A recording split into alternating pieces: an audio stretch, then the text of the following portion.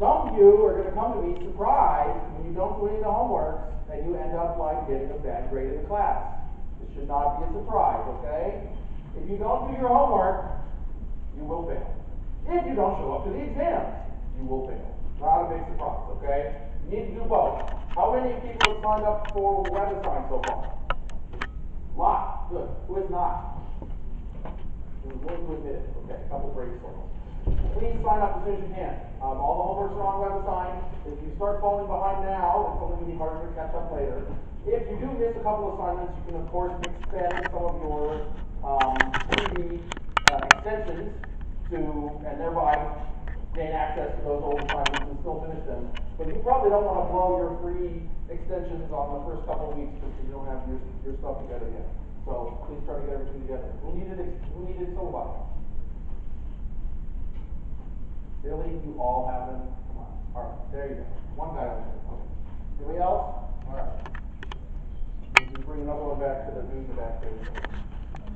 You? Okay, I will post these, the digital version of the syllabus on WebAssign. You bring one to the guy. He's back in the middle. Yeah, right back there. You bring him. Okay, so I will post these on WebAssign so you can have access to it throughout the semester. It includes such important things as the schedule, what we're going to be discussing every day. And today, according to this, today is January 11th, we're supposed to talk about measurements, units, and significant figures, and you should read chapter 1 associated with it. For Monday, you should read chapter 2, sections 1, 2, and 3. Okay? So at any point you've forgotten what you should be studying, what you should be, reading up on for any given day, this is all here. It's all here. And I will hew very closely to this schedule because I've learned if I don't, I fall behind and it's a disaster. So I'm going to do everything I can to make sure the trains run on time. Okay.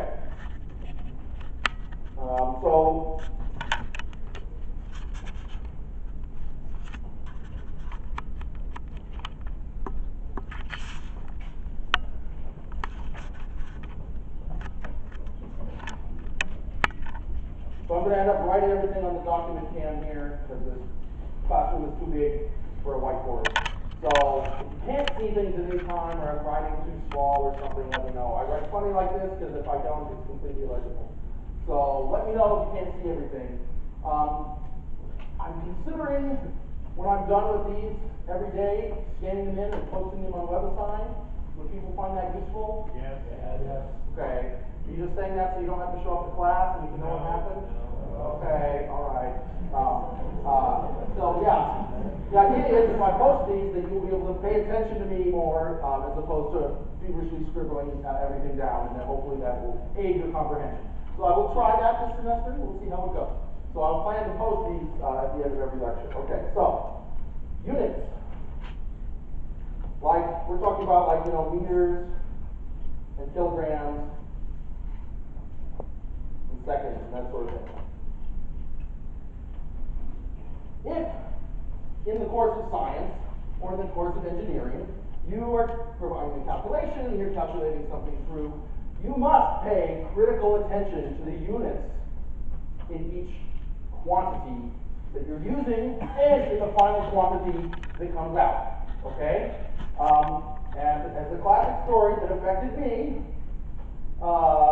there's a NASA probe called the Mars Climate Orbiter that flew to Mars in the year 2000 and launched in 2000 and arrived in 2001, and it was getting on toward arrival at Mars.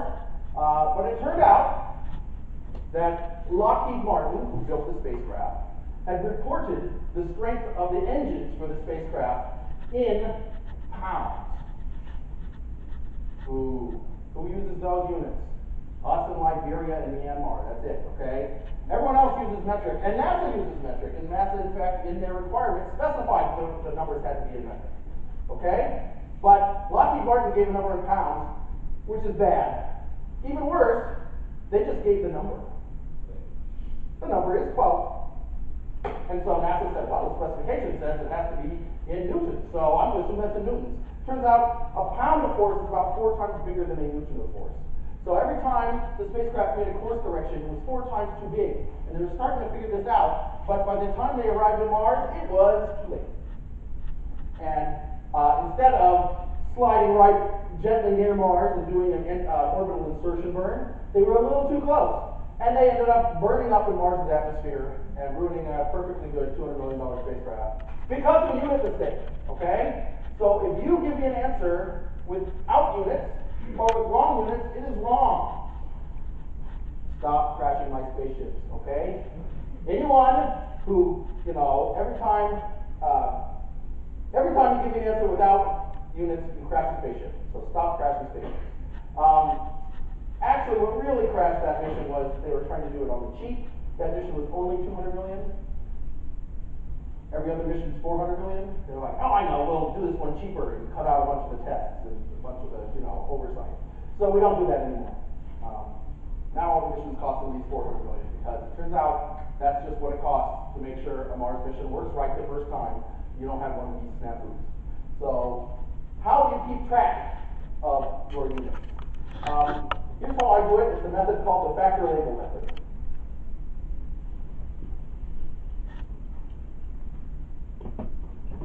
Here's how it works.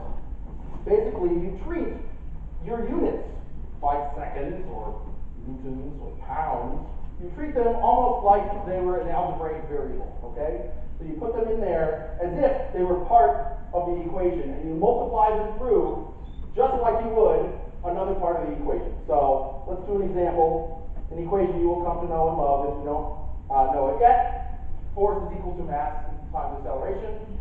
That's like chapter 5, but we'll get there. For now, we'll do this test where we're going to take a mass, say like my mass, about 100 kilograms, say. I'm going to call this 100 dot kilograms for reasons that will become obvious in half an hour or so.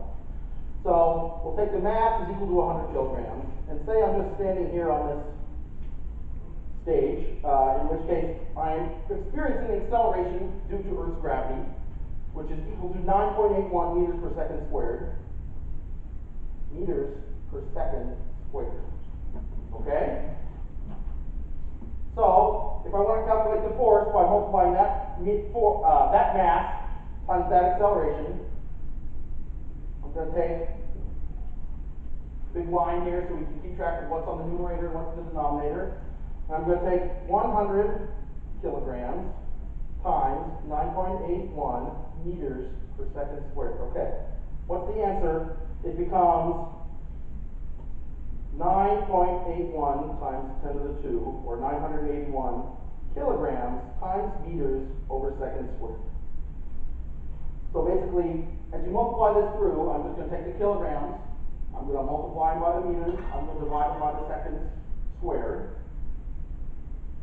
And the final answer has the units kilograms times meters divided by seconds squared. It happens that this particular unit is defined to be 1 Newton, and we'll talk about that more later. What if you use different units for your input variables, right? 100 kilograms is how many grams?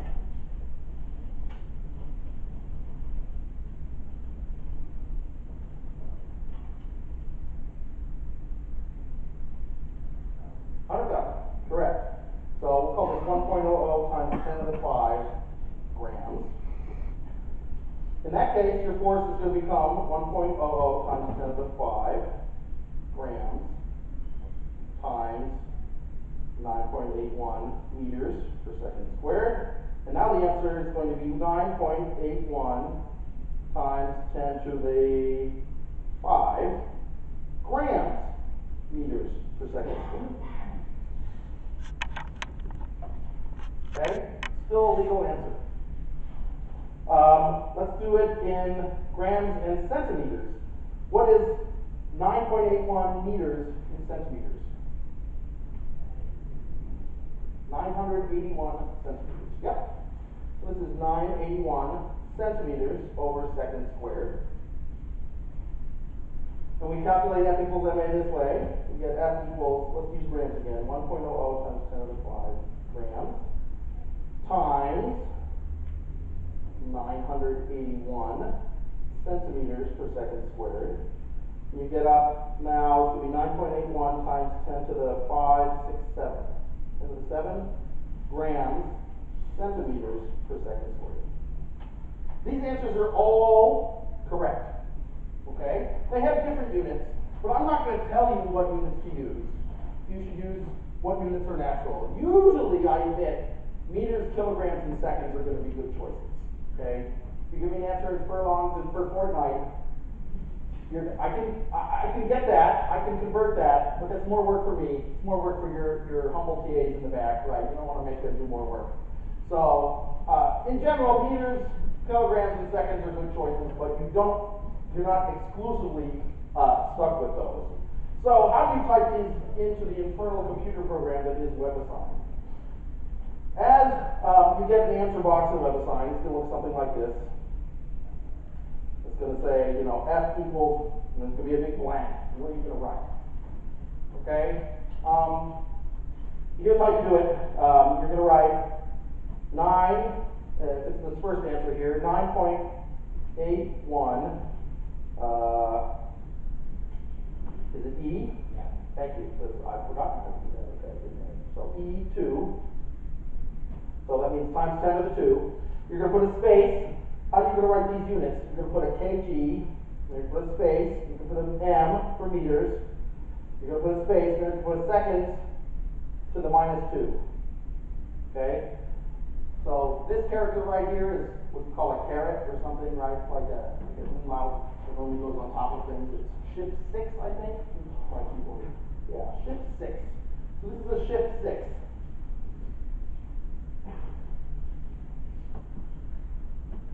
And that will allow you to get exponents. Since this is in the bottom, I have seconds to the -2.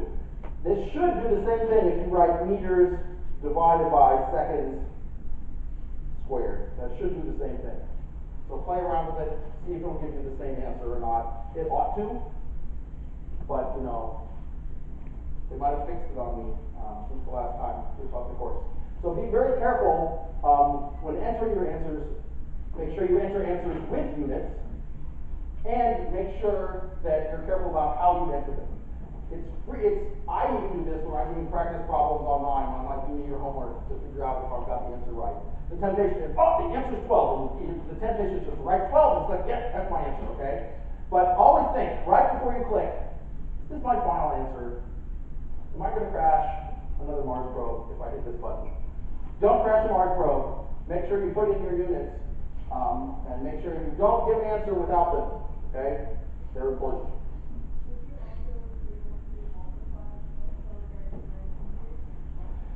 So the question is, could you multiply the kilograms times the meters? If I put a star in between them, I don't know the answer to that.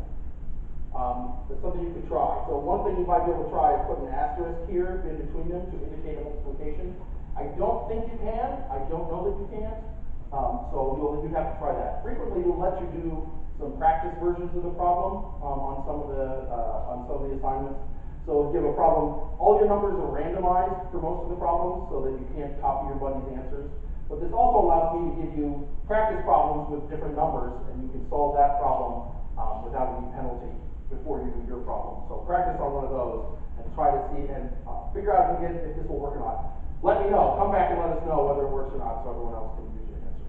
Yeah? If I read it right, if you implicit multiplication, so you just do kg and no space, and I'll automatically detect that. Will it? Have you tried it? That's what I read out. Okay. Well, that's why I have the space. I think it may have trouble parsing the difference between, because what's the difference between a kg and a g then? Or a k times a g? So I recommend putting a space between each of the units like that. It may work. If you don't, so you'd have to try it. Once again, come back and let me know if that works or not. But in general, with computers, I want to be real explicit, so I like to leave the space so you can tell exactly that those are two different units and not one big unit together. Yeah? Okay, so it may not allow spaces, but it allows parentheses. This worked back when this, 4 years ago when I was really last working on this program. So I think it still works. If you don't think so, you're probably right. I'll be honest with you because you have more recency of experience. So we'll give that a shot. Everybody try it out. Your first assignment there due Monday is not a big deal. Who did the assignment that's due today? So that tested a lot of this stuff, right? Okay. So do you remember whether that worked or not? Yeah. It said not to use units? Oh, units are already provided, yeah. I never provide them for that reason. So the practice assignment obviously was a little toy. Your real assignments will start next week. Give it a shot. If you think it should work and it fails, you can always email us and we'll give you back credit. That's not a problem. Make sure instead you spend this first assignment figuring out what is correct and what's going to work for you. Yeah. So in that case, since they changed, would you accept it or reject it? Yes, if you were to write 9.81 E2 space capital N, that would also be correct. Because a Newton is equal to a kilogram meter per second squared. And it can tell the difference. It knows that those are equivalent. If you instead type in, grams meters per second squared, it can tell that too. If you do the conversion and figure out if you've given it the right answer. So that should still work. Obviously, don't make the problem any harder on yourself than you need to. But if you use an unusual unit, as long as your answer is correct in the units you give, I'm happy to give you credit. And if the computer doesn't, you let me know, and we'll make sure you get full credit. Okay. What if you want to do something different? Like, say you want to add a couple things together. If you try to add kilograms and grams, it's going to go badly for you. So, let's say you have 100 kilograms, and you want to add 5,000 grams. Right? Okay, this is impossible. You cannot do this problem until you have converted all of the quantities to the same unit.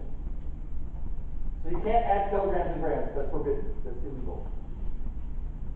So let's go ahead and convert one of these across. How do we convert that? I'm going to show you how to convert it using the factor label method. So let's take 5,000 grams. We want an answer that's going to come out in kilograms, okay? Okay. Well, like in algebra, you can always multiply by 1. So, because 1 kilogram is equal to 1,000 grams,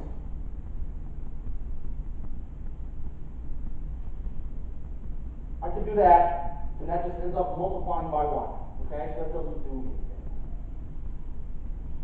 In doing so, now these grams are going to cancel out. And they're not, because grams divided by grams is equal to 1. So that's nothing. And so we're going to get an answer in grams that's going to be equal to 5,000 times 1 divided by 1,000. So this is 5 kilograms. So the tricky part of conversions using this method is to figure out, okay, right, which way does this go?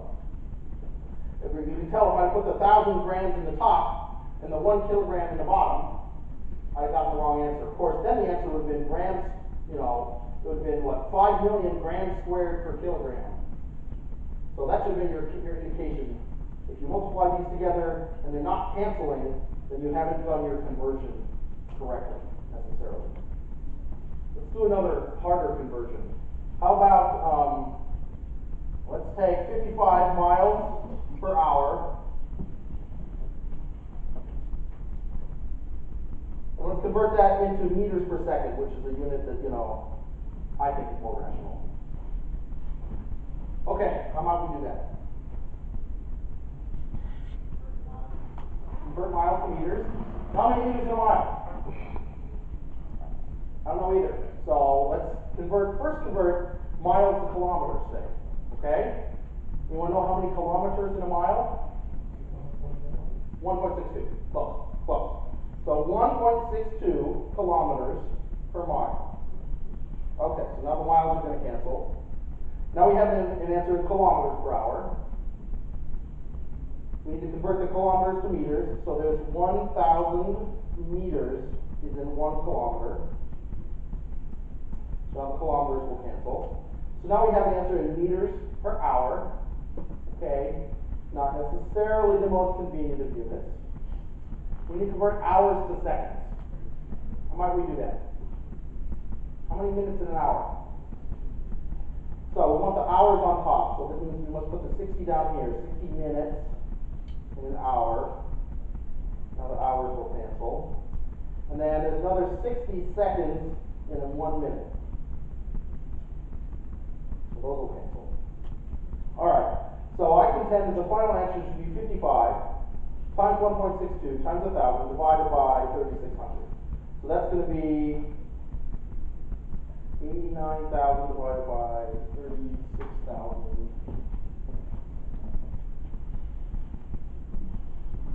3,600. Give me about 30.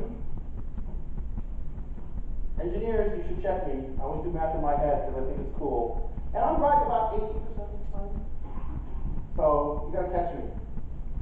Alright, so this is 55 times 1.62 times 1,000 divided by 3,600. 24.75. And I'm going to call that 25 because of the significant figures, which we're going to talk about in a minute, I said. Alright, so I was off by 20% on that one. That's not bad for my in-the-head calculations. Okay, so 55 miles an hour is equivalent to 25 meters per second. And we figured it out just by knowing a couple different elements and being able to put them together to be able to keep multiplying by 1, since 1.62 kilometers is equivalent to a mile, and 1 minute is equivalent to 60 seconds. You multiply those together, you cancel out your units, and you should be able to get to where you need to go. This is a really good and convenient way to be able to convert.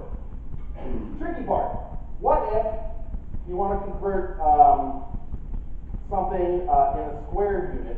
You have to do it twice, okay? We'll do an example of that. Let's take, 9.81 meters per second squared. That's the acceleration due to gravity of the surface. Let's figure that in kilometers per minute squared.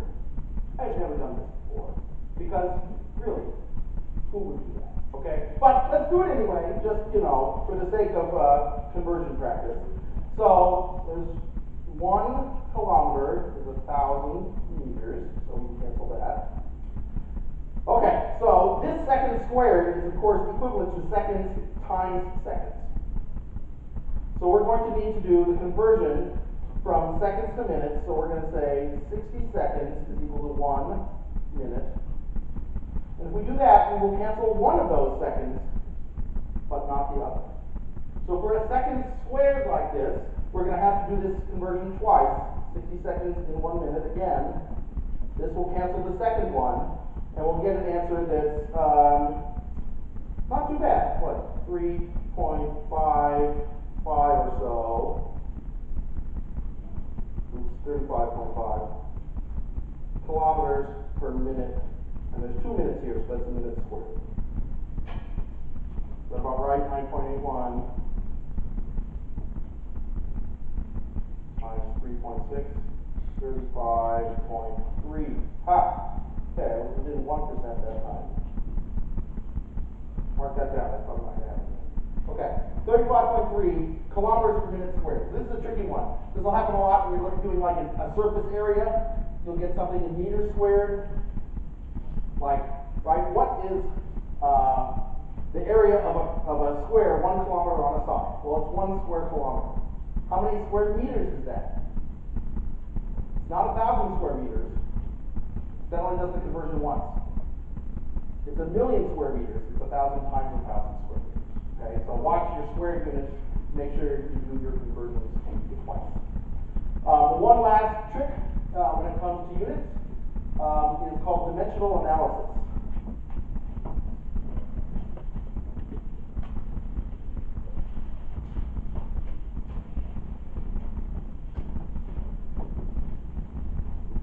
This is a way to check your work. If you are trying to make a calculation that should result in an area, you ought to end up with an answer that has the units of length squared. So that could be square feet, that could be square meters. So if you get an answer that instead comes out in, cubic feet, that's a volume, right? That is not an area. So if you've done a calculation and you end up with an answer that has units that don't make sense for what you're going for, you've probably made an error somewhere. And so you can use this to catch yourself and catch that error and go back and figure out what you might have done wrong. Another trick, if I give you multiple choice answers, sometimes I'll give you a really hairy calculation, but each of the answers will have different units.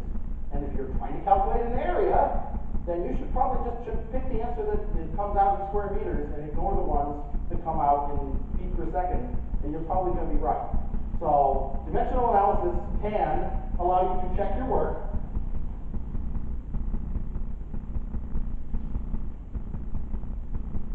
And to take a shortcut to the answer sometimes.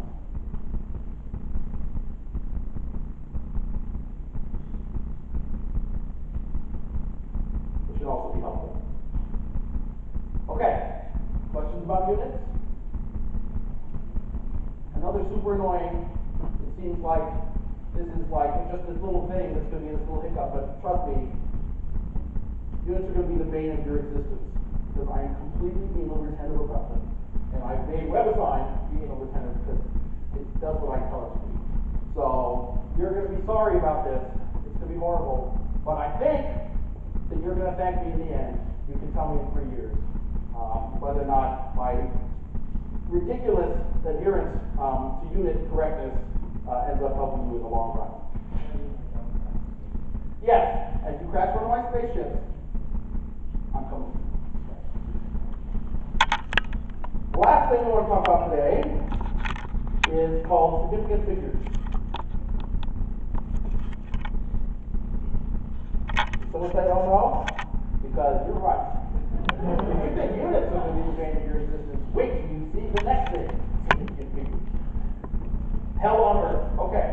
So, what if I told you that I made a measurement and say that, the total temperature change of the Earth, say, due to global warming, is equal to 1 degree Celsius.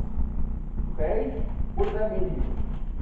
The answer is, it depends on what the uncertainty is on that measurement. If that number is 1.00 plus or minus 0.01, that's a pretty good measurement. If that number is 1.0 plus or minus 2, I'm not impressed, okay? So, in science, the uncertainty on an answer is as important as the number itself. Here, up to this point, everyone cared about the number. Now, all I care about is how many numbers are in the number, and how accurate the number is, and what the units are, okay? So, this is why college is hard. Okay. So, you did? Okay, right. I did this in high school too. But how many of you have seen this in high school? Okay. How many of you have not? Okay. How many of you really had to do it in high school, like every time? Okay.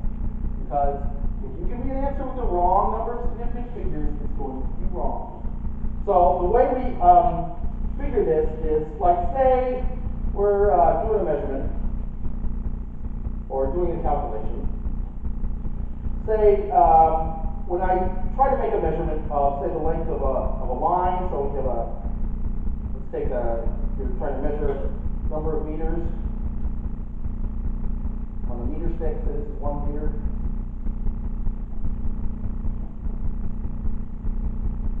Okay, so let's try to figure out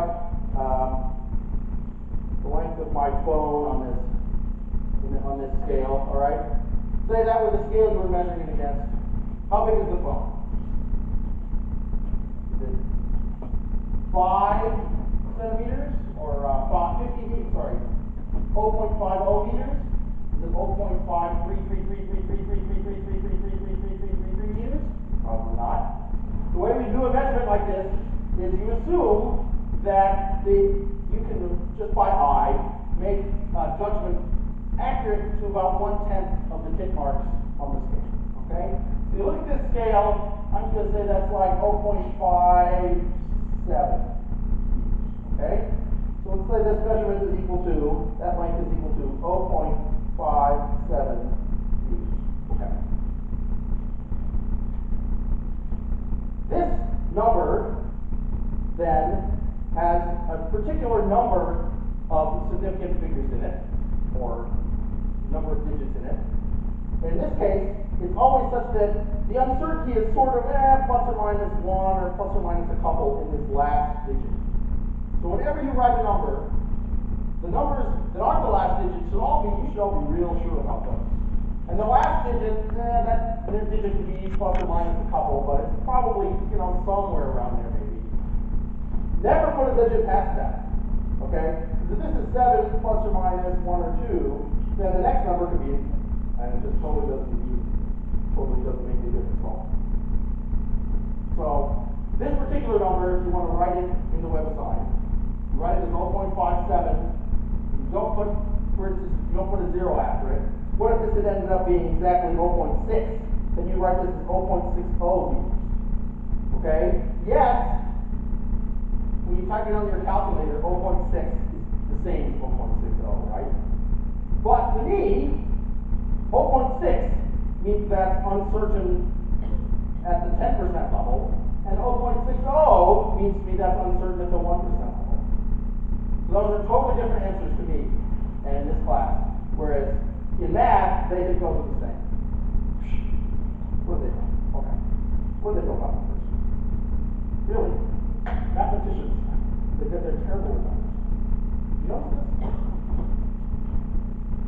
When I was an undergrad, we would never let the mathematician calculate the check if rule what, because the answer is always X, or it's a previously solved number. We've already proven this answer. Yeah, never let a math major actually do like arithmetic. They're terrible at it.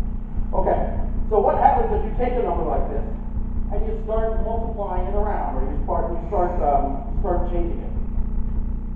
Let's take our number there, 0.57 meters. Let's say you went 0.57 meters in like 2 seconds. All right? So distance equals rate times time, as you'll recall. Therefore, the velocity is equal to distance divided by time.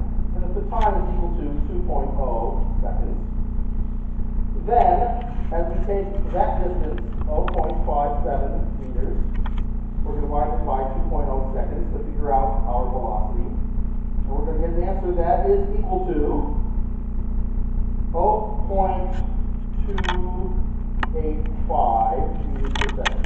Okay. If you do the math on your calculator, that's what it will tell you. But that's not what I want. I think that's wrong. This extra digit implies a certainty that you do not have. So that last digit, remember, was like plus or minus 1 anyway. That could easily have just been, 0.58 or 0.56, and probably might have been better, So that last number doesn't belong there. So here's the rule for significant figures. When multiplying or dividing,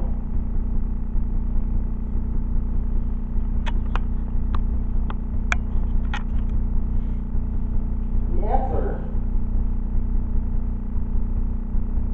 will have the same number of significant figures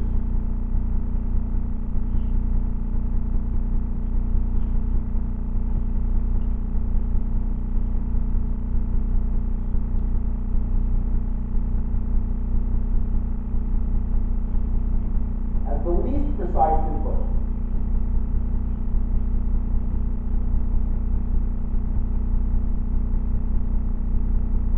Okay, that's rule 1. So in this case, the left has 2 significant figures. You just count them up. Leading zeros do not count. Trailing zeros do count. So this has 2 significant figures. This has 2 significant figures. Therefore, the answer needs to have 2 significant figures. So this answer is 0.28 meters per second. If you had rounded that to 0.29 meters per second instead, that's fine. Remember, we're always uncertain in that last digit.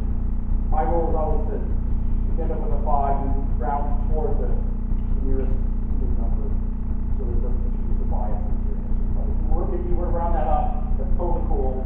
And the website will count that correct. It should. If it doesn't, let me know. But the important thing is that you only have 2 significant figures in your answer. All right, what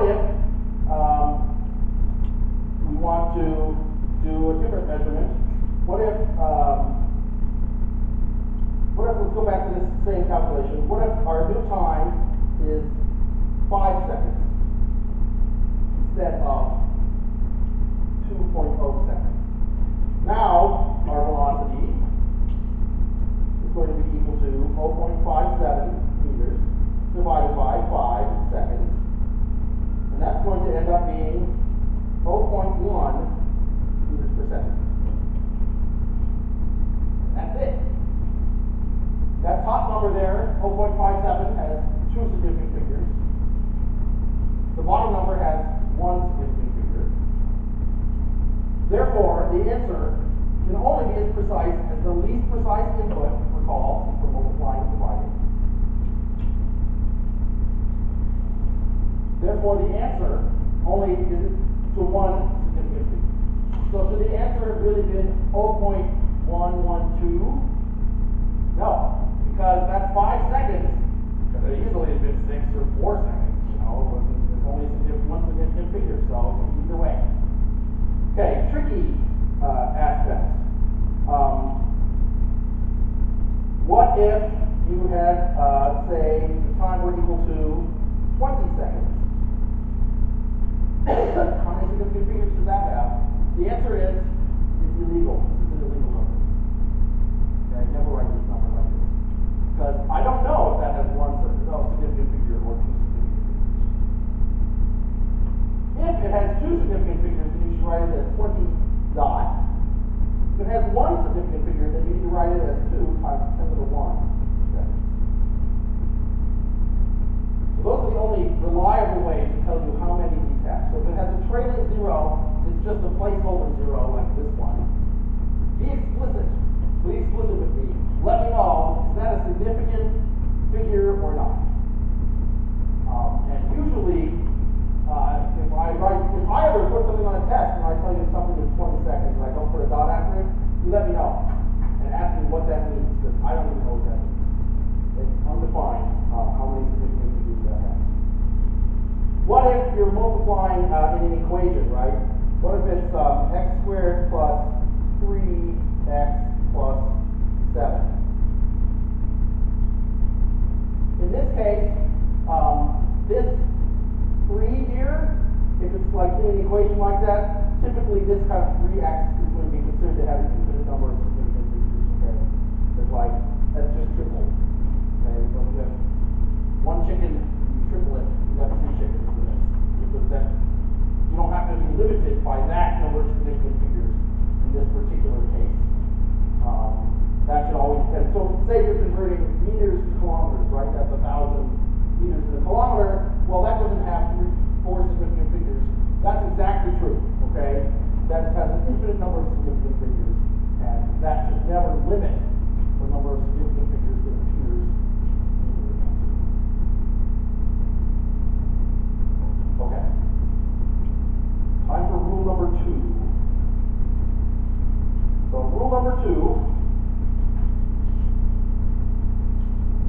has to do with addition and subtraction. So when adding and subtracting,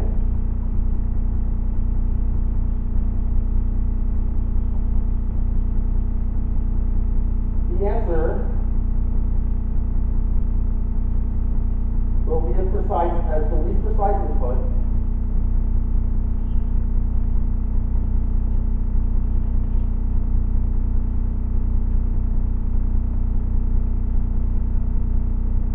relative to the decimal point.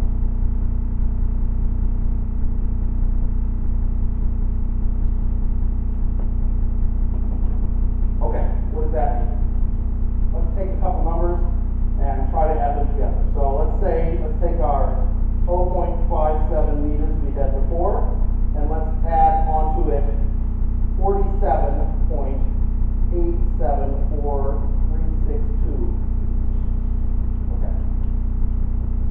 How many significant figures does this have? Gosh, 1, 2, 3, 4, 5, 6, 7, 8. Okay, 3. When adding these two together, what I recommend doing is you put them vertically next to each other. So let's say 47, let's add 0.57 to it.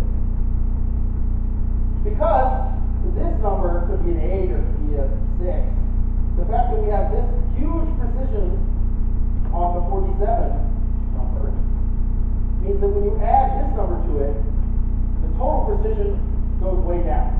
Your answer can only be as precise as this least well-measured thing that you're adding together. So when you add these together, you're going to get 48.44 meters.